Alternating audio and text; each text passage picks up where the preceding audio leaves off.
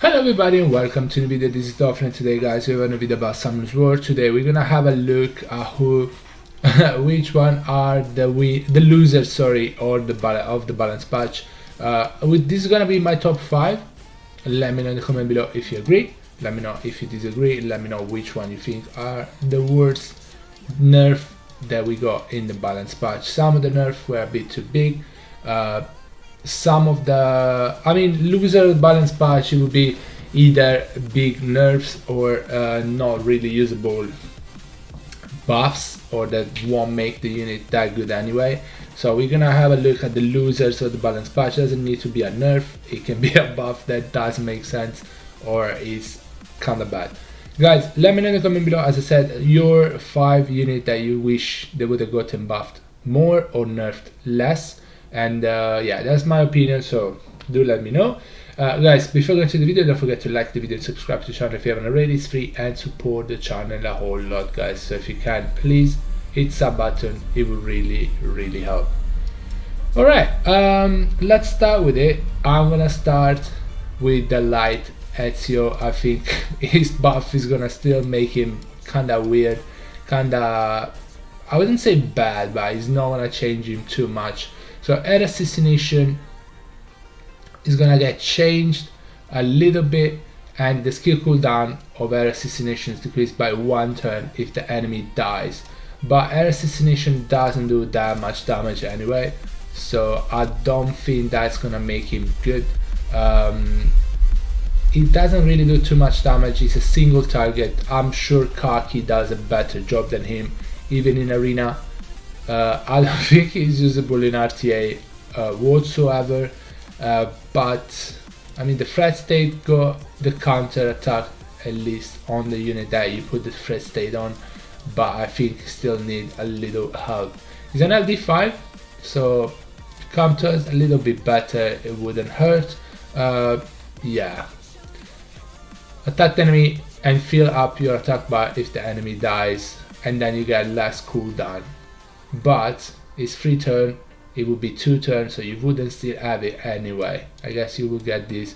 I guess it's gonna be a little better, but I don't think it's gonna make that much of a difference. So rank 5 in my list, it's like that. So for a second I thought it was an LD4 at least, so I was thinking that maybe the buff was okay. It's an LD5. It doesn't really compare with that. A lot of light nerf 5s are in the game, so yeah, not the greatest.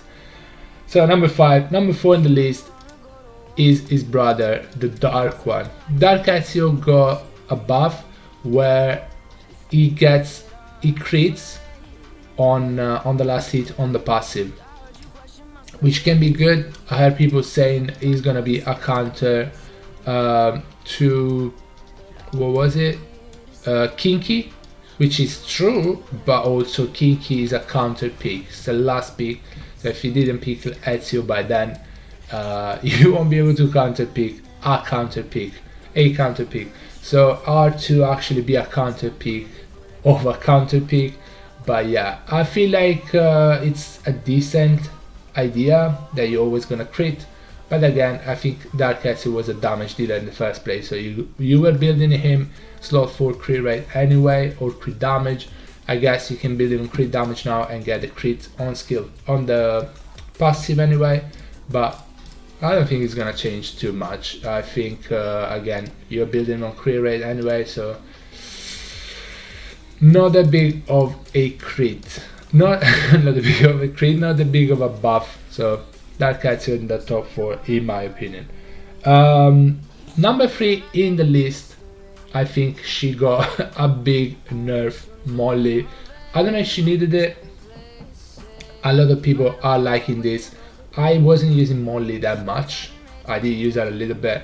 I wasn't using her too much because I don't like to play turn 2 or passive units too much. And by passive I don't mean passive unit as in the ones that have passives. I don't like to use passive unit as in unit that don't move but still do stuff. But I didn't think she needed that nerf. Now you can crit on her. Her passive won't activate if you attack her. So if you have a Verde heal, you're still gonna crit on her, you can never glance on her, so you can just cycle onto Molly with Vertiheal. Oliver, which she was a counter of, Oliver won't glance on her, so you can use skill free on her, and so on, decrease attack bar and so on. So I think yeah, that's not too good for Molly. For Siege, I think she's gonna be really bad. For RTA, I think she's gonna be still pretty usable, because even if you're attacking her, she's still protecting your whole team anyway. She's usually pretty tanky, so if they attack her, you're still protecting your team, but they cannot glance on you unless they have glancing debuff. So they can still use other skill on you and then attack back the other units. As I said, Vertiheal can just cycle on her with attack bar, and Oliver can still decrease attack bar on her, so she doesn't get the heal up. So I think Molly got a big nerf. Probably still usable in RTA, but I think she's gonna be a lot worse. I don't know if she needed a nerf, but yeah, maybe it was a bit too big. Anyway, Molly in my top 5 as a number 3. Number 2 in the list, they are buffing her. They have been buffing her. Cannon Girl, Wind Cannon Girl, she got a buff or skill change. I don't know if she's gonna be, if that's gonna help anyway. But yeah, she's gonna have a double hit on skill 4, sorry. So the first attack is gonna oblivion the enemy, and then it's gonna be an AoE that does damage based on the enemy, on the allies alive. Oblivion is nice, another Oblivion unit, that's nice, but the Oblivion on the Cannon Girl is 4 turn cooldown, so I still think Tizarn is a lot better than her. The Water Melia is a lot better than her because she has Oblivion. Hearn is gonna be better than her. She's a 5-star, they are 4 stars. I mean, Tizarn is a 5-star, but as we said, Tizarn skill 2 is on a 3 turn cooldown and he has defense break. I think Tizarn is still better than her, and as a free to play unit, and the Hearn is better than her anyway. So I don't know, this buff is not gonna do anything. I think Wind Cannon Girl is still gonna be real bad, so unlucky. They tried again, they failed again. Number 1 in the list have to be Ongyoki. In the first place, I don't think Ongyoki needed a nerf. Unpopular opinion probably, but I don't think he needed a nerf. He's an LD5, he was strong, sure, but he needed setup.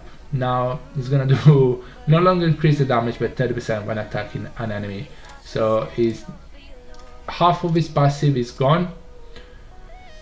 So a big nerf. I still think he's usable, but so critical hit won't occur, but the damage is increased by 30%. So it just critical hits won't occur, but your damage is not increased. But you get 50% extra damage when you attack, when you get stunned or frozen or slapped. If you get slapped, they're probably gonna wake you up, so you won't get the 50%, but yeah, you won't get that 30% extra damage, which is pretty big deal, but I still think is pretty usable. I don't think he dies, I don't think he needed a nerf in the first place. Anyway guys, that's gonna be it for the video. Hope you enjoyed it, hope it helps. Let me know in the comment below what you think. Guys, thank you so much for watching. I'll see you on the next time. Bye bye buddy, take care guys, stay safe, bye.